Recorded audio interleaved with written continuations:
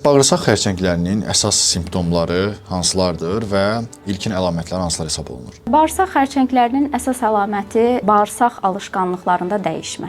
Bu nədir? Qəbizliyə meyillik və yaxud da tam tərsi ishallar. Ən çox, yəni böyük əksəriyyətində qəbizliyə meyilliklə başlayır. Yəni bir insan bütün həyatı boyu bağırsağı normal işləyərkən, diyelim ki 1 aydır, 2 aydır və yaxud da 1 ildir, yaxın zaman dediyimiz son 1 il ərzində bağırsaq hərəkətlərinin dəyişməsi, ya ishala meyilliyin yaranması və yaxud da böyük əksəriyyətində qəbizliyə meyilliyin yaranması. Bunlar bizim üçün birinci önəmli simptomlardan biridir.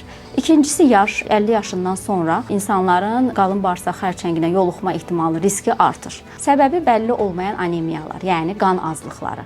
Bu nə səbəblə yaranır? Bağırsaq içərisindəki o törəmədən və yaxud da o kitlədən kiçik qan sızmaları olur. Xəstə bunu böyük miqdarda olmadığına görə nəcisində hiss etmir. Amma qan analizlərinə baxdığımız zaman xəstədə bir anemiya aşkarlayırıq. Anemiya, yəni qan azlığı gördüyümüz zaman yenə xəstələr gərək mədə, gərək qalın bağırsaq olsun, xərçəng yönündən bir araşdırmaya tabe tutulur. Üçüncüsü risk faktorları, obezitedir, kilolu olması xəstələrin, siqaret çəkməkdir, alkoqol qəbulu. Bunlar da qalın bağırsaq xərçəngi, qəbizliyin olması, uzun müddətli qəbizliyin olunması, bayaq qeyd etdiyim 200 qramdan artıq, yəni qidalanma, lifdən zəif qida ilə qidalanmamız, bunlar qalın bağırsaq xərçəngi üçün bir risk faktorudur.